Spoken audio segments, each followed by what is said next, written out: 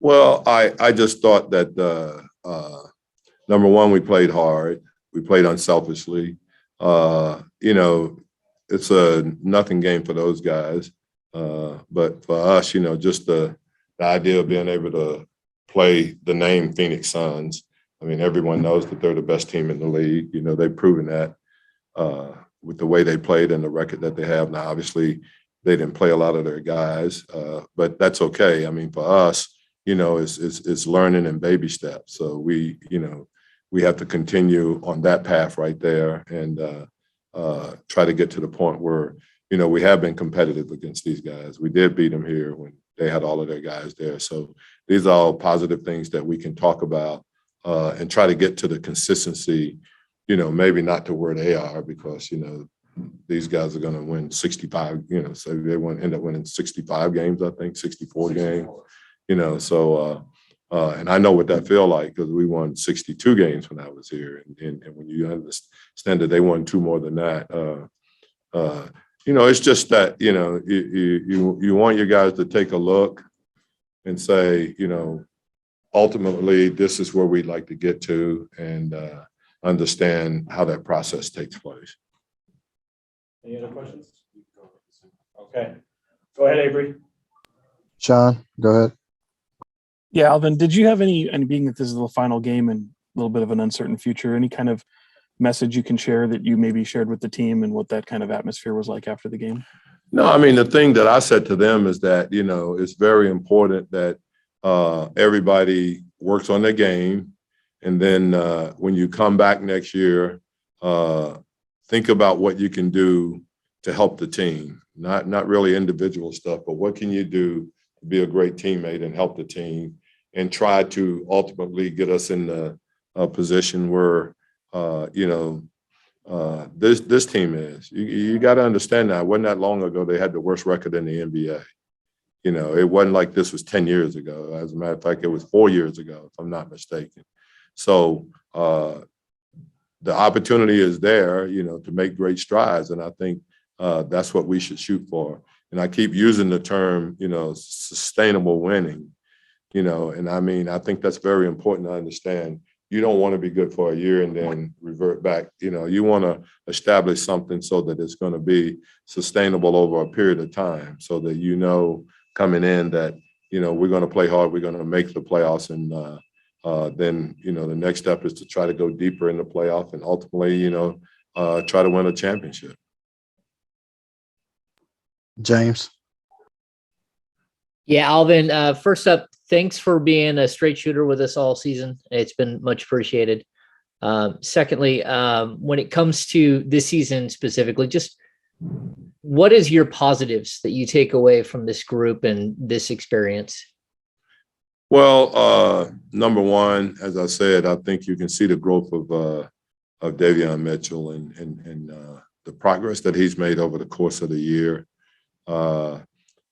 I think adding Sabonis to our team is going to really help. I think you see the season that De'Aaron had up until the point where he was injured was really, really good. So there is pieces here that you can build on. And I think when you get to that point, you can have sustainable winning. So I think that's very important. I think it's a good bunch of guys. I think it's a good group of guys. For the most part, I thought we competed night in and night out. We had a tough time winning at home, and I still think that has to be a priority. We have to, some kind of way, figure out how to get that home court advantage back that we've had in the past there. When I think about being on the visiting teams that visit Arco, it was extremely, extremely difficult to win there. That's what we have to turn the Golden One Center into. We have to turn it into a situation where when teams come in, it doesn't matter who it is, they've got to feel like that they're going to have to fight their ass off to try to win a game there. And I think that's the number one priority that we got to have is to establish home court. Jason. Alvin, I also want to thank you just for your class and your professionalism. It is always appreciated. Obviously, there is some uncertainty about what's going to happen next there. what can you say? What do you want to say about just your future with the team and whether you have a desire to stay? Oh, I mean, obviously I have a desire. I love it here, and I think we're on the right path. As I said, we've got some good pieces. We got good people,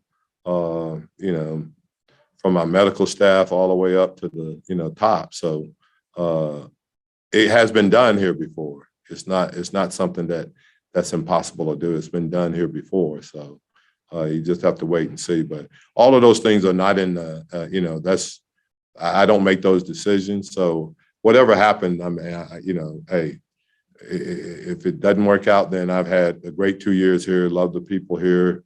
Love the franchise. Love the medical people. Love the media. And that's hard to say. I bet you guys don't get that very often, do you?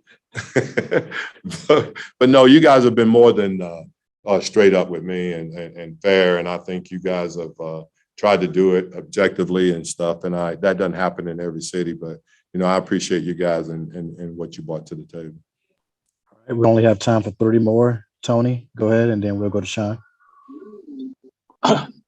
Yes, Coach Gentry, I would have to say you definitely have been a classic character, and I can say that all the way back to when you were coaching Phoenix. So whatever happens here, you have been a straight human being and put all the cards on the table about addressing some of the issues here with the Sacramento Kings, because you have surgically addressed some of the issues coming in here that we have seen over the years. So I want to thank you for that, and enjoyed you. Definitely enjoyed you. But I do want to ask you, though, as far as this job, because there's only 30 jobs in this league. Okay, and you've been coaching in this league for almost 4 decades. Just want to know, where would you rate, where do you stand as far as this coaching job? Because it's a tough job. I mean, there's been 16 years of futility that we've been dealing here, but where would you place this in your coaching career as far as where will you rate it? But I think you can look at all the franchises, and this is not a franchise that have won. They've won, and it hadn't been that long ago. I understand the non-playoff situations, but there was a time where this organization and this team were in a power struggle with LA to see who can get out of the West and get to the NBA Finals.